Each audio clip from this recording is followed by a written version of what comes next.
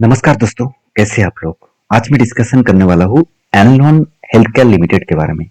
तो एनलॉन health care limited के IPO आ रहा है और इस आईपीओ के डिटेल्स आज डिस्कशन करूंगा। तो मैं जितने सारे आईपीओ के डिस्कशन किया था उसके ऊपर मैंने आपको ये भी बताया था कि किस तरीके से आईपीओ का मतलब ओपनिंग हो सकता है। तो आप नजरिया देख सकते हैं, आप पिछली वीडियो जाकर देख सकते हैं, उसी तरीके से आईपीओ का लिस्टिंग भी हुआ है।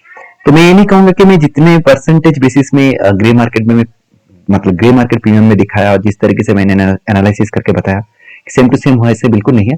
तो एक पॉजिटिविटी एक वीकनेस भी फील देखने को मिल ही जाता है हर कंपनी के ऊपर। तो आज का जो कंपनी है वो है एनलॉन हेल्थ केयर लिमिटेड। इसके ऊपर मैं डिटेल्स में चर्चा करूंगा। तो कितना खास है इस कंपनी, क्या सचमुच इस कंपनी अच्छा खासा परफॉर्मेंस कर सकते हैं, पूरा डिटेल्स में आपको पता चल जाएगा। तो सबसे पहले बता दूं, कंपनी का नाम से आपको पता चल चुका है, एक हेल्थ केयर मतलब एक फार्मास्यूटिकल्स इंडस्ट्री से बिलोंग करते हैं। तो बेसिकली इस कंपनी का जो बिजनेस प्रोडक्ट्स है आप यहाँ पे देख सकते हैं। तो मैं सीधा सीधा इस कंपनी के वेबसाइट के ऊपर लेके आया हूँ और इसका जो कस्टमर है, इसका जो परफॉर्मेंस है, इसका जो प्रोडक्ट्स है, आप यहाँ पे प्रोडक्ट लिस्ट देख सकते हैं। मैं यहाँ पे प्रोडक्ट का नाम नहीं लूंगा क्योंकि कुछ कैटेगरीज का नाम यूट्यूब में लेने से गलत होता है, तो इसलिए मैं यहाँ पे नाम नहीं लूंगा। आप यहाँ पे प्रोडक्ट के डिटेल्स देख सकते हैं।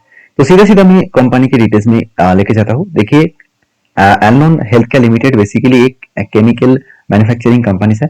तो साथ ही साथ यहाँ पे फार्मा इंडस्ट्रीज के ऊपर भी कंपनी काम करता है, मतलब फार्मास्यूटिकल इंग्रेडिएंट बनाता है जिसको एपीआई कहा जाता है। एपीआई का फुल फॉर्म होते हैं एक्टिव फार्मास्यूटिकल्स इंग्रेडिएंट। अभी एक्टिव फार्मास्यूटिकल इंग्रेडिएंट्स होता क्या है, देखिए मैं एक आपको सिंपल सा उदाहरण मतलब एग्जांपल से आपको समझाऊंगा। सबसे पहले देखिए, ये जो हम लोग कैप्सूल वगैरह लेते हैं, मतलब जो मेडिसिन में जो कैप्सूल वगैरह मेडिसिन देखिए इस तरीके से जो कैप्सूल वगैरह होते हैं, तो इसको बनाने का काम यही कंपनी करता है। इसके अंदर जो मेडिसिन रखा जाएगा वो जो फार्मा कंपनी से वो रखेंगे, मगर वो फार्मा कंपनी इसको बनाते नहीं है। इस कैप्सूल को बनाने के लिए अलग कंपनी होते हैं, जैसे एनरॉन कंपनी। ये ऐसे भी बहुत सारे कंपनी है, मैं अभी दिखाऊंगा इस फील्ड में और भी कौन सा कंपनी है इस तरीके से एक्टिव फार्मास्यूटिकल इंग्रेडिएंट्स बनाता है। जैसे क्लीन साइंस एंड टेक्नोलॉजी वो भी बनाता है। तो इस तरीके से बहुत सारे कंपनी आपको दिखेगा। तो इस कंपनी की जो प्रोडक्ट डिटेल्स है वो तो आपको पता चल चुका है। अभी कंपनी देखिए हाई प्योरिटी फार्मास्यूटिकल इंग्रेडिएंट जो है, इंटरमीडिएट इंग्रेडिएंट है, वो कंपनी बनाता है। तो कंपनी के जो प्रोडक्ट है वो प्रोडक्ट तो आपको पता चल चुके हैं। अभी कंपनी कितने काम कर रहा है वो चलो सबसे पहले देख लेते हैं। कंपनी देखा जाए तो सिर्फ इंडिया में नहीं, बाहर की कंट्रीज में भी कंपनी काम कर रहा है। और कंपनी का जो बिजनेस है वो अच्छा खासा स्टेबल है। कितना स्टेबल है आपको यहाँ पे फाइनेंशियल डिटेल्स में पता चल जाएगा। देखिए सीधा सीधा मैं अगर कहूँ कंपनी का जो एसेट है वो कितना बड़ा है, उससे पहले कंपनी का सेल्स ग्रोथ देखिए। कंपनी का रेवेन्यूज ग्रोथ 81% से ग्रोथ हुआ, बहुत तगड़ा। और सबसे तगड़ा ये है कंपनी का पेट मार्जिन। पेट मार्जिन का मतलब होता है प्रॉफिट अर्निंग टैक्सेस, मतलब जो प्रॉफिट है वो टैक्सेस देने के बाद, सॉरी प्रॉफिट आफ्टर टैक्सेस, मतलब कितना प्रॉफिट हुआ है, तो कितना प्रॉफिट हुआ है टैक्सेस देने के बाद, वो आप यहाँ पे देखेंगे तो 111%, मतलब बहुत शानदार परफॉर्मेंस किया, बहुत शानदार। और अच्छी बात यह है कि कंपनी का जो एसेट है वो भी हर साल बढ़ता हुआ देखने को मिले। टोटल इनकम भी देखिए 113 से लेकर 66 बन गया था, मतलब यहाँ पे थोड़ा सा डाउन हो गया था, उसके बाद फिर से बढ़ता हुआ देखने को मिले। हाँ, एक मन में एक क्वेश्चन तो आएगा कि सर यूएस में तो ज्यादा से ज्यादा फार्मास्यूटिकल इंडस्ट्रीज यूएस में, यूरोप कंट्रीज में माल बेचते हैं, तो यूएस में तो अभी टैरिफ लगा दिया गया है, तो उस टैरिफ के कारण तो फार्मास्यूटिकल इंडस्ट्रीज में झटका लगने वाला है। देखिए आपकी बात सही है, फार्मा इंडस्ट्रीज में झटका लगने वाला है। तो कितना इस बातों में कितना झटका लगा, सबसे पहले वो मैं आपको एक बार दिखाना चाहूंगा। तो एक बार मैं गूगल के ऊपर जाता हूँ और यहाँ पे लिखता हूँ निफ्टी फार्मा, निफ्टी फार्मा। तो निफ्टी फार्मा एक बार मैं इंडाइसेस का आपको दिखा देता हूँ। तो देखिए मैं अगर एक मंथ की डेटा आपके सामने दिखा दूं, चलो 6 मंथ दिखा देता हूँ। तो जो करेक्शन हुआ डोनाल्ड ट्रम्प के जो रिपोर्ट आने के बाद जो करेक्शन हुआ, तो ऑलमोस्ट करेंटली देखिए हाई लेवल से भी अगर देखता हूँ तो जस्ट 3%, तो उतना ज्यादा खास करेक्शन हुआ नहीं है। तो यहाँ पे देख सकते हैं फार्मास्यूटिकल इंडस्ट्रीज में उतना ज्यादा क्रैश नहीं देखने को मिला। मगर यही चीज अगर मैं निफ्टी आईटी में दिखा दूं तो आप कहेंगे सर ये सब सारे चीज क्यों दिखा रहा है। देखिए इससे आपको डिटेल्स में पता चलेगा। देखिए निफ्टी आईटी अगर मैं सॉरी निफ्टी आईटी यहाँ पे मैं ओपन कर लेता हूँ इंडाइसेस। हाँ, यहाँ पे तो ठीक है, चलो एटीबी ओपन हुआ है, चलो ईटीएफ से ही आपको पता चल जाएगा। एक मंथ का अगर डेटा देखे तो ये निफ्टी ईटीएफ आईटी है। सॉरी मैं एक बार लिख लेता हूँ Nifty IT indexes share price. तो इसको मैं अगर एक बार पकड़ लेता हूँ तो यहाँ पे निफ्टी 50 दिखा रहा है, शायद कुछ गलत दिखा रहा है, कोई बात नहीं। तो आप देखेंगे तो आईटी सेक्टर में एक बुरी तरीके से पिटाई देखने को मिला। इसका मतलब फार्मास्यूटिकल इंडस्ट्रीज में उतना ज्यादा प्रेशराइज नहीं है, थोड़ा तो प्रेशर है डोनाल्ड ट्रम्प के बातों से। तो मेरे कहने का मतलब है जो यहाँ पे जो प्रॉफिट देखने को मिला है 5 करोड़ से 9 करोड़ बने, सीधा सीधा 20 करोड़, मतलब ऑलमोस्ट डबल हो चुके हैं। डबल नहीं, डबल से भी ज्यादा हुआ है। तो ये क्या सही रहेगा नेक्स्ट ईयर में? सही रहेगा ये मन में तो क्वेश्चन होता ही रहता है। तो मैं फिर भी कहूंगा, मैं आईपीओ के ऊपर काम करना आया हूँ तो आईपीओ के तरीके से सोचूंगा। अगर मैं इन्वेस्टमेंट के हिसाब से सोच रहा हूँ तो वो अलग से सोचना होगा। तो मेरे हिसाब से तो बेस्ट परफॉर्मेंस है।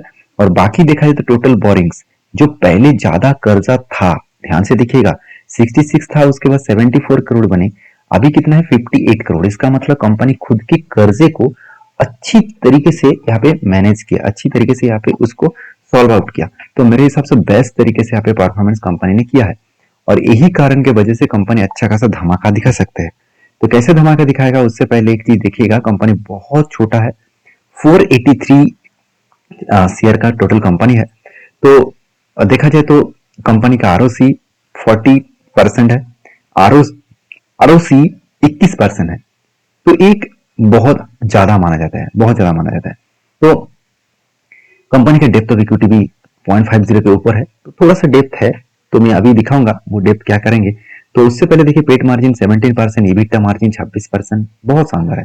कंपनी का अर्निंग पर शेयर 5 रुपीज के आसपास है। कंपनी का पी रेशियो वैल्यूएशन देखा है तो 17 के आसपास है। ये दोनों चीज मुझे कंपेयर करके देखना है कि सही में ये कंपनी ठीक ठाक चल रहा है कि नहीं चल रहा है। तो चलो एक बार वो भी देख लेते हैं, कभी आपको क्लियर हो जाएगा कंपनी किस तरीके से परफॉर्मेंस कर रहा है। देखिए सेक्टर में और भी बहुत सारी कंपनी है, आप देख सकते हैं कोरोनॉक्स लैब्स, साथ ही साथ मतलब एकोटस केमिकल्स, साथ ही साथ सुप्रियर लाइफ साइंस, इस तरीके से कंपनी है। सारे कंपनी का अगर अर्निंग पर शेयर देखूं तो मुझे एनलॉन हेल्थ केयर का अर्निंग पर शेयर थोड़ा सा कम लगा, मगर वैल्यूएशन सस्ता लगा क्योंकि बाकी कंपनीज का पी रेशियो थोड़ा सा हाइक है और एनलॉन का जो पी रेशियो है वो थोड़ा सा कम है। तो चलो एक बार मैं एनलॉन का भी दिखा देता हूँ, आप देख सकते हैं 17 के आसपास है। तो वैल्यूएशन तो ठीक है मगर अर्निंग पर शेयर थोड़ा सा कम है बाकी कंपनीज के कंपैरिजन में। अभी इस आईपीओ क्यों लेकर आ रहे हैं? सबसे पहले कंपनी बता रहा है कि इस आईपीओ ले आने के मेन मकसद है कंपनी कुछ फंडिंग कैपिटल एक्सपेंडिचर के रिक्वायरमेंट के बेसिस में, मतलब कुछ इस कैपिटल्स को यूज करेंगे, मतलब जो पैसा आएगा उस पैसे को यूज करेंगे कंपनी के बिजनेस पर्पस में। और वो कितना? करीबन 30 करोड़। और कंपनी ये भी बता रहा है कि कंपनी का जो बोरिंग स्ट्रक्चर है, मतलब बोरिंग जो कंपनी ने कर्जा लिया लॉन्ग टर्म के, जो मतलब टर्म्स लोन जो लिया उसको मिटाने के लिए कंपनी 5 करोड़ यूज करेगा। तो छोटा कर्जा वो मिटाएगा इस पैसे से। और फंडिंग वर्किंग कैपिटल रिक्वायरमेंट ये भी कंपनी बता रहा है 43 करोड़। तो ओवरऑल कितना पैसा उठाया जा रहा है, चलो वो भी एक बार देख लेते हैं।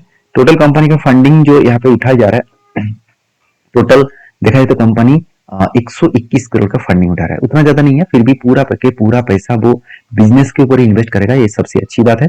और एक पॉइंट्स गुड पॉइंट्स है, 86 से लेकर 91 इस प्राइस रेंज में कंपनी का प्राइस बैंड रखा गया है, अच्छी बात है। सस्ते प्राइस बैंड रखेंगे तो ज्यादा से ज्यादा लोग इन्वॉल्व होंगे, ज्यादा से ज्यादा रिटेल पब्लिक इन्वॉल्व होंगे।